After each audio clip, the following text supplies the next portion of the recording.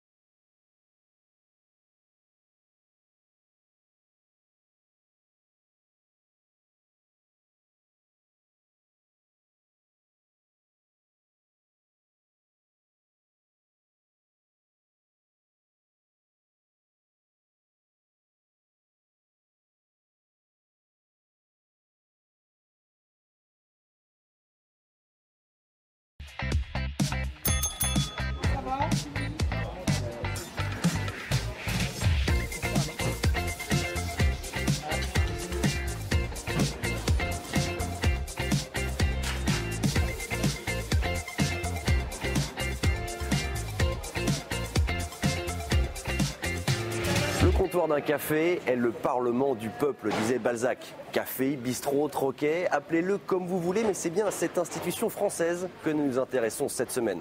Et pour l'occasion, nous nous rendons au Polydor, situé en plein cœur du quartier latin à Paris depuis 1845. Quelle est la place du bistrot dans l'histoire de notre pays? Pourquoi les cafés ont-ils tendance à disparaître de notre paysage? Bienvenue dans 7 jours en France.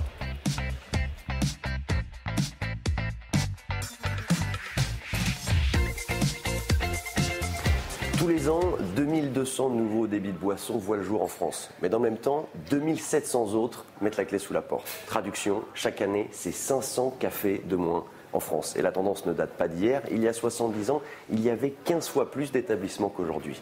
Comment expliquer une telle désaffection? Peut-on sauver le bistrot français? Reportage Florence Gaillard et Mélina Huette.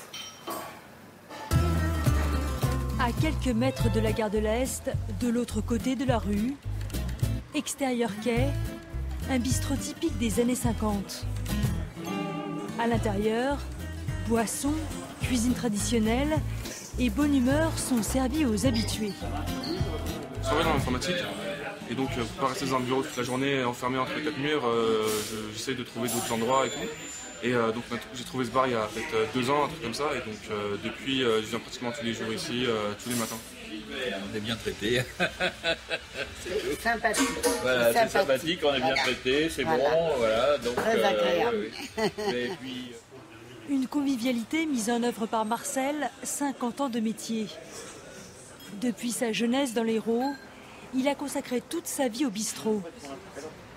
Aujourd'hui, il aimerait bien passer le relais, prendre sa retraite et voyager, mais il peine à trouver repreneur. La difficulté, c'est déjà le financement, la réglementation, les associations de quartier qui sont souvent révoltées par rapport au café ou par rapport aux nuisances sonores et surtout les heures qu'il faut y faire. Ça demande énormément de sacrifices. Et est-ce qu'aujourd'hui les gens ont envie de faire ces sacrifices-là? Je pense que non. Mais pour Marcel, pas question de céder son fonds de commerce à une chaîne quelconque. Pour lui, le bistrot est l'âme du quartier à Paris ou du village en province. Un avis partagé par les voyageurs de passage. Bon, quand on vient à Paris, oui, on va dans les bistrots parisiens, mais autrement, c'est vrai que moi j'habite à la campagne et il n'y a pas de bistrot, quoi. Donc on perd l'habitude d'aller dans les bistrots et du coup c'est un peu dommage parce qu'on n'a pas de lieu de rencontre à la campagne. Hein. La campagne où la disparition des bistrots est beaucoup plus visible que dans les grandes villes. Depuis 70 ans, leur nombre en France est passé de 600 000 à 35 000. Dans certains villages, des jeunes se lancent dans l'aventure en ajoutant des services de restauration, de presse ou de point relais. Mais parfois, la municipalité est obligée de racheter les murs, comme ici à Noyelles, dans le nord de la France. Coût de l'opération, 200 000 € sur un budget annuel de 6 millions. C'est un investissement qui sera d'abord profitable à notre commune. C'était impensable de ne pas laisser un lieu de convivialité comme un café. Un café, c'est un lieu de convivialité. C'était le seul qui restait. Si le maire cherche à tout prix à sauver ce bistrot, c'est qu'il connaît les conséquences de sa disparition. Josette Allegua a mené une étude sur le sujet et son constat est sans appel.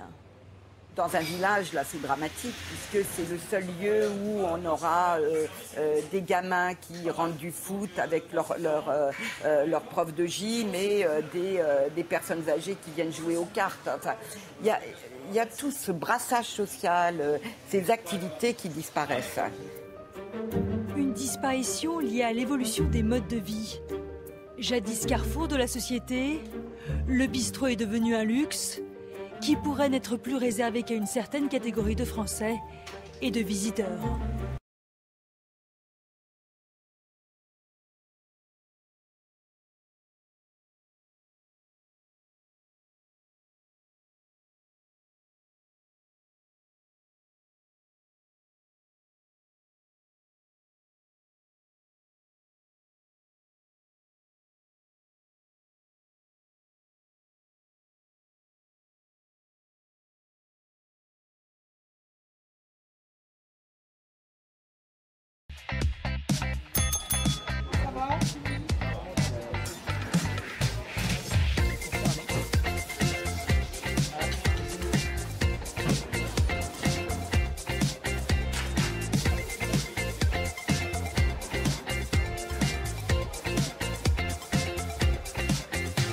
Le comptoir d'un café est le parlement du peuple, disait Balzac.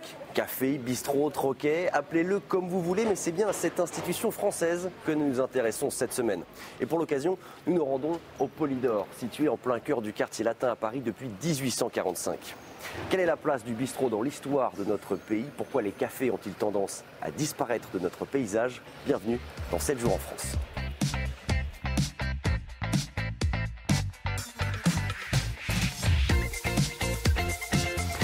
Tous les ans, 2200 nouveaux débits de boissons voient le jour en France. Mais dans le même temps, 2700 autres mettent la clé sous la porte. Traduction, chaque année, c'est 500 cafés de moins en France. Et la tendance ne date pas d'hier. Il y a 70 ans, il y avait 15 fois plus d'établissements qu'aujourd'hui. Comment expliquer une telle désaffection? Peut-on sauver le bistrot français? Reportage Florence Gaillard et Mélina Huette. À quelques mètres de la gare de l'Est, de l'autre côté de la rue, extérieur quai, un bistrot typique des années 50. À l'intérieur, boissons, cuisine traditionnelle et bonne humeur sont servis aux habitués. Je travaille dans l'informatique et donc pour pas rester dans un bureau toute la journée enfermé entre les 4 murs, j'essaie de trouver d'autres endroits et tout. Et donc j'ai trouvé ce bar il y a peut-être 2 ans, un truc comme ça, et donc depuis je viens pratiquement tous les jours ici, tous les matins. On est bien traité. C'est sympathique. Voilà, c'est sympathique, on est bien traité, c'est Voilà. bon, voilà. Donc, Très agréable. Et puis, Une convivialité mise en œuvre par Marcel, 50 ans de métier. Depuis sa jeunesse dans l'Hérault, il a consacré toute sa vie au bistrot. Aujourd'hui, il aimerait bien passer le relais, prendre sa retraite et voyager, mais il peine à trouver repreneur. La difficulté, c'est déjà le financement, la réglementation, les associations de quartier qui sont souvent révoltées par rapport au café ou par rapport aux nuisances sonores et surtout les heures qu'il faut y faire. Ça demande énormément de sacrifices. Et est-ce qu'aujourd'hui les gens ont envie de faire ces sacrifices-là? Je pense que non. Mais pour Marcel, pas question de céder son fonds de commerce à une chaîne quelconque. Pour lui, le bistrot est l'âme du quartier à Paris ou du village en province. Un avis partagé par les voyageurs de passage. Quand on vient à Paris, oui, on va dans les bistrots parisiens, mais autrement, c'est vrai que moi j'habite à la campagne et il n'y a pas de bistrot, quoi. Donc on perd l'habitude d'aller dans les bistrots et du coup c'est un peu dommage parce qu'on n'a pas de lieu de rencontre à la campagne. La campagne où la disparition des bistrots est beaucoup plus visible que dans les grandes villes. Depuis 70 ans, leur nombre en France est passé de 600 000 à 35 000. Dans certains villages, des jeunes se lancent dans l'aventure en ajoutant des services de restauration, de presse ou de point relais. Mais parfois, la municipalité est obligée de racheter les murs, comme ici à Noyelles dans le nord de la France. Coût de l'opération, 200 000 € sur un budget annuel de 6 millions. C'est un investissement qui sera d'abord profitable à notre commune. C'était impensable de ne pas laisser un lieu de convivialité comme un café. Un café, c'est un lieu de convivialité. C'était le seul qui restait. Si le maire cherche à tout prix à sauver ce bistrot, c'est qu'il connaît les conséquences de sa disparition.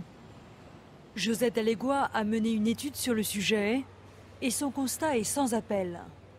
Dans un village, là, c'est dramatique, puisque c'est le seul lieu où on aura des gamins qui rentrent du foot avec leur prof de gym et des personnes âgées qui viennent jouer aux cartes. Enfin, il y a tout ce brassage social, ces activités qui disparaissent. Une disparition liée à l'évolution des modes de vie. Jadis carrefour de la société, le bistrot est devenu un luxe qui pourrait n'être plus réservé qu'à une certaine catégorie de Français et de visiteurs.